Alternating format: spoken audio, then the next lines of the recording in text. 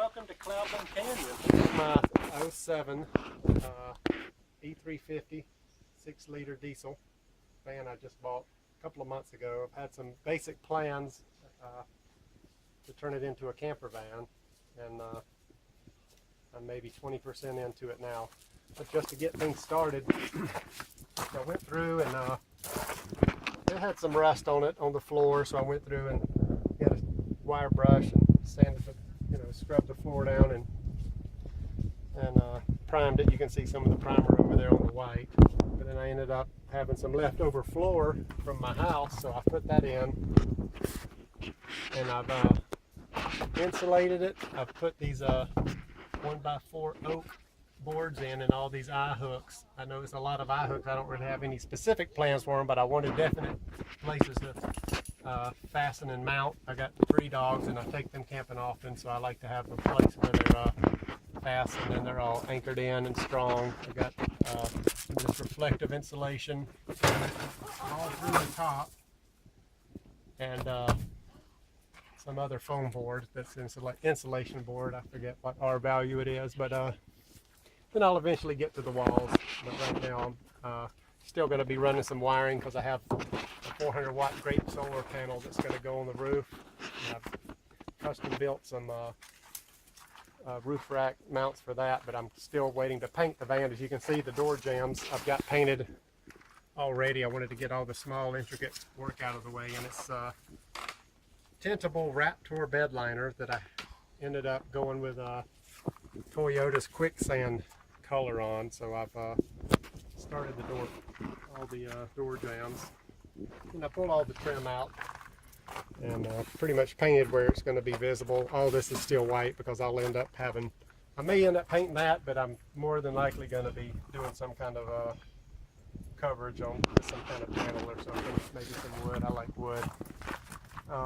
We've custom made these screens that we bought at the Home Depot, and it basically rolls down and zips all the way down. It's a solar shade and also mosquito net, but at Home Depot they're in rolls called solar screens. And we bought the zippers. I think we have 4-foot zippers that zip down, and I've got them snapped in with little snaps you can buy at a craft store. And we had to put some webbing around it. We bought some webbing also. Took about 60 foot because we've done, as you can see, our front windows also. And it's good so you can, when you're camping at night, you can leave the windows down and keep the bugs out, and you get the breeze. But it's got some webbing around it to give it some support, especially where you put the snaps in. It's going to need something to keep it from ripping. So we've got that. We've got a refrigerator. Right now we're just plugged into shore power. And we want to keep that as an option, but also the solar. We have a battery bank in here that we plan on putting under the van. There's a lot of room between the spare tire and the axle and the frame to support it, and we could probably fit 250 amp hours of batteries in there if we want that much. Back here, we've got the same screen up back here.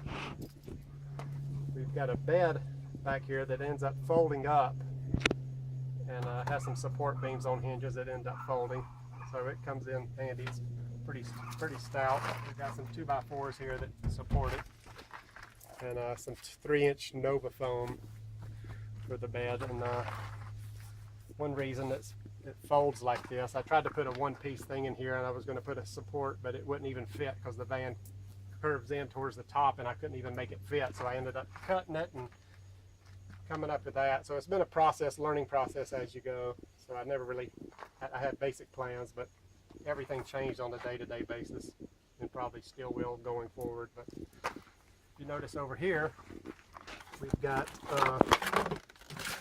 it's a little trouble to get to it. I have to raise this up, and I've not made a hook to hook it up yet, but it will raise so I can get to my panel back here, which essentially is has a little lid on it.